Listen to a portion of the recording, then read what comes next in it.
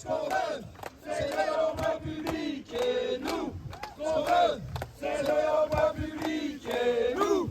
Ce qu'on veut, c'est de l'emploi public et nous. Ce qu'on veut. Pour le château, les emplois, pour le château, les emplois, pour le château. Ce bassin d'emploi, abandonné par les politiques d'aménagement du territoire, devenu une ville dortoir, doit amorcer un nouveau virage.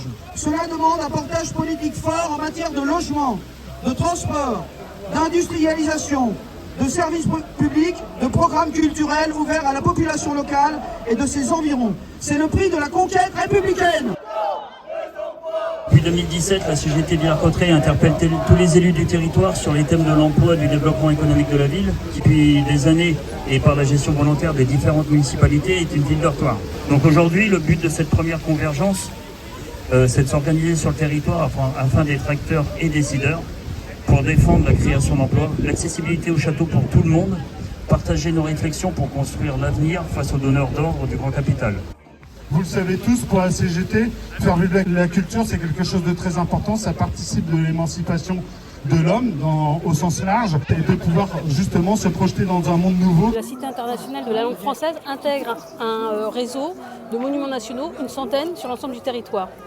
Le Centre des monuments nationaux fonctionne sur un système de péréquation. C'est-à-dire qu'il y a de gros sites comme l'Arc de Triomphe, l'abbaye du Mont-Saint-Michel qui font fonctionner des petits monuments et qui permettent d'avoir accès à la culture partout sur le territoire, de restaurer, conserver, etc.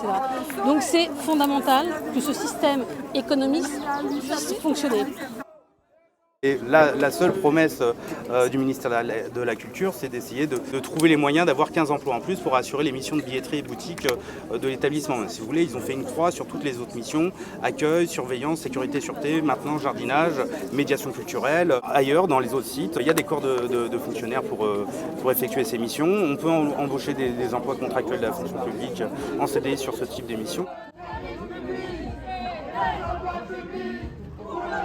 Nous avons saisi par écrit avec demande d'audience le 13 juin dernier le président de la République, la première ministre, le ministre de la Transformation et de la Fonction publique, la ministre de la Culture, les 10 groupes parlementaires à l'Assemblée nationale qui devront examiner le projet de loi de finances et le voter, sauf le Rassemblement national. Il est très important de mener ce combat qui va se réitérer progressivement puisque nous avons l'inauguration du château qui doit se passer prochainement et puis éventuellement un sommet de la francophonie. La bataille de l'emploi public se mène aussi là où les besoins sont identifiés. Hier à l'hôtel de la Marine, à Paris, à l'Arc de Triomphe, aujourd'hui à Villers-Cotterêts, demain dans les préfectures et sous-préfectures et partout où cela sera utile et nécessaire. C'est pourquoi notre rassemblement qui réunit UL de Villers-Cotterêts, UD de l'Aisne, Union CGT Culture et UFSE ne compte pas en rester là.